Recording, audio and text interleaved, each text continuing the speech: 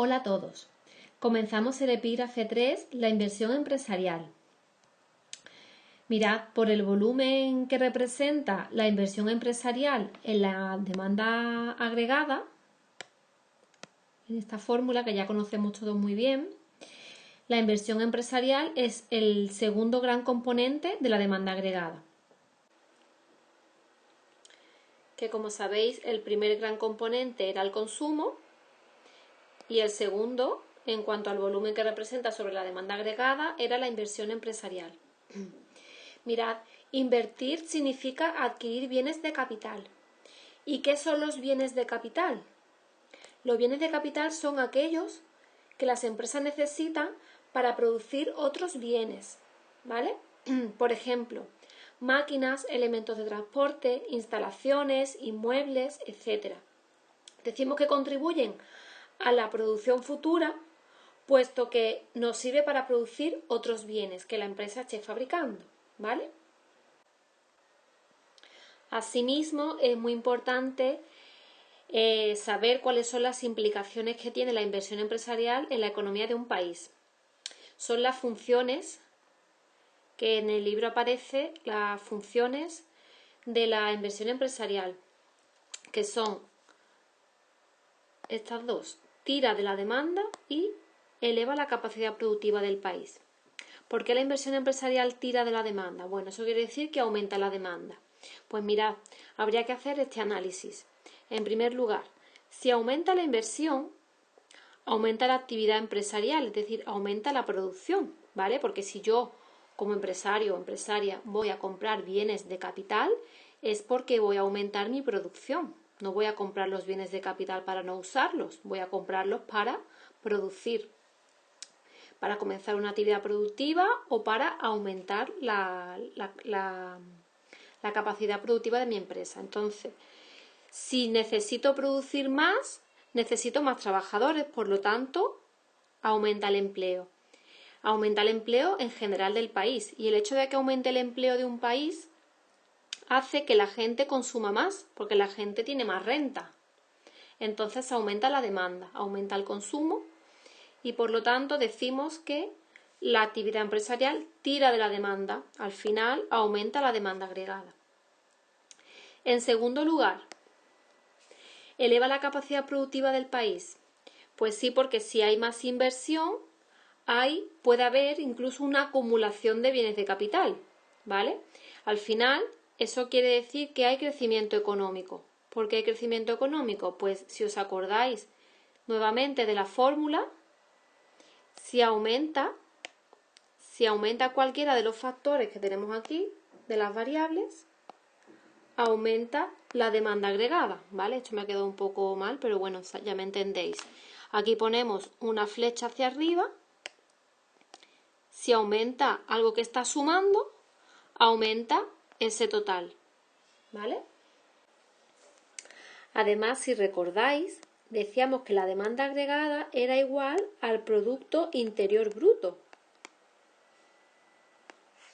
Entonces, si aumenta la demanda agregada, aumenta el PIB. Y el PIB es el indicador por excelencia que reflejaba el crecimiento económico de una economía. Entonces, si aumenta la inversión empresarial, aumenta la demanda agregada, por lo tanto aumenta el PIB y el PIB hace que haya crecimiento económico.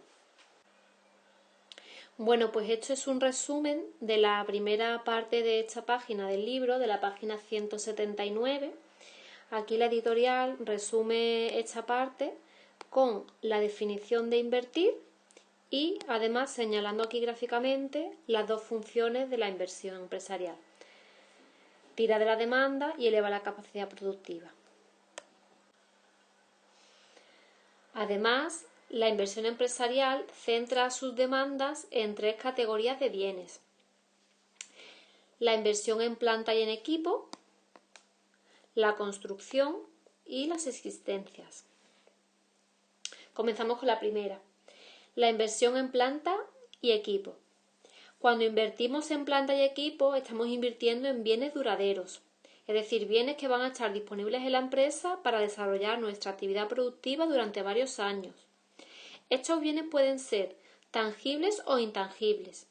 Ejemplos de bienes tangibles serían las máquinas, los ordenadores, elementos de transporte, edificios, instalaciones. En definitiva, aquellos bienes de capital que podemos tocar. Por otro lado, los bienes de capital intangibles serían aplicaciones informáticas, derechos de autor y copyright, descubrimiento de empresas de I+D+I o concesiones administrativas. Por otro lado, la construcción, en teoría, debería de estar incluida en el primer apartado, es decir, en la de planta y equipo, pero por su volumen e importancia se le asigna un epígrafe propio. Esto englobaría bienes y equipos destinados a la construcción, como grúas, hormigoneras, camiones, etc. Y también viviendas y obra civil, por ejemplo, puentes, carreteras, puertos. En tercer lugar, las existencias. Pues bien, las existencias, para que sepáis lo que es, puedo daros varios ejemplos.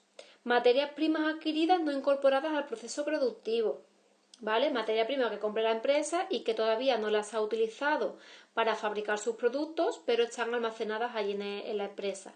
Pues esas materias primas se consideran existencias. Bienes en proceso de producción, es decir, bienes que esté produciendo la empresa pero que todavía no estén acabados, ¿vale? Bienes semiterminados, podríamos decir.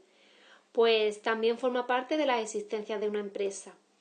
O bien, también los bienes terminados pero no vendidos, ¿vale? Cuando la empresa ya tiene los productos finalizados, los almacena en el almacén, pero todavía no los ha vendido. Son productos acabados pero están ahí almacenados, esperando a poder venderlos. Pues también entraría dentro de las existencias de una empresa, ¿vale? Todas estas existencias se deben almacenar en la empresa hasta el momento en el que al empresario o empresaria le haga falta para venderlas. Pues bien, toda esa producción o todas esas existencias, el hecho de tenerlas en el almacén es otra forma de inversión, puesto que las empresas se aseguran de tenerlas disponibles para venderla o consumirla en un futuro. Y otra cosa importante es que cuando nos referimos al concepto de variación de existencias, porque aquí en la diapositiva aparece existencias, pero en el libro aparece variación de existencias, nos referimos al aumento o disminución que experimentan las existencias en el almacén de un año a otro, ¿vale? Y ahora vamos a ver un ejemplo para que lo entendáis mejor. Pensad en una empresa que al final del año 1 tiene unas existencias por valor de 100.000 euros y al final del año 2 tiene unas existencias por valor de 190.000 euros. Vale, pues la variación de existencias sería restar las del año 2 menos las del año 1. Entonces la variación de existencias de la empresa tiene un valor de 90.000 euros. En este caso, como me da un número positivo, es decir, si ha incrementado el valor de las existencias, debo saber que se produce una inversión o variación positiva en el valor de las existencias. Entonces, en este caso, hay valor añadido en la economía. Sin embargo, aquí, en el segundo caso, al final del año 1, tiene el mismo valor, 100.000 euros por existencias. En el año 2, tiene 60.000 euros por valor de las existencias. Entonces, esa variación es negativa. Tengo menos que antes. Se dice entonces que ha habido una desinversión y variación negativa en el valor de las existencias, ¿vale? Entonces, todo esto, imaginaos, multiplicado por el número de empresas, si ocurriera esto, pues habría desinversión, la inversión empresarial dentro de la fórmula de la demanda agregada sería menos, ¿vale? Sería una cantidad menor en el año que estemos analizando. Al final, habría menos demanda agregada, decrecimiento del PIB y decrecimiento económico. Pues damos por finalizado este vídeo. El siguiente sería el 3.1, factores que condicionan la inversión. Ya sabéis que una vez que visualicéis el vídeo podéis contactar conmigo para cualquier tipo de duda que tengáis, a través de los canales que ya sabéis con los que nos comunicamos siempre.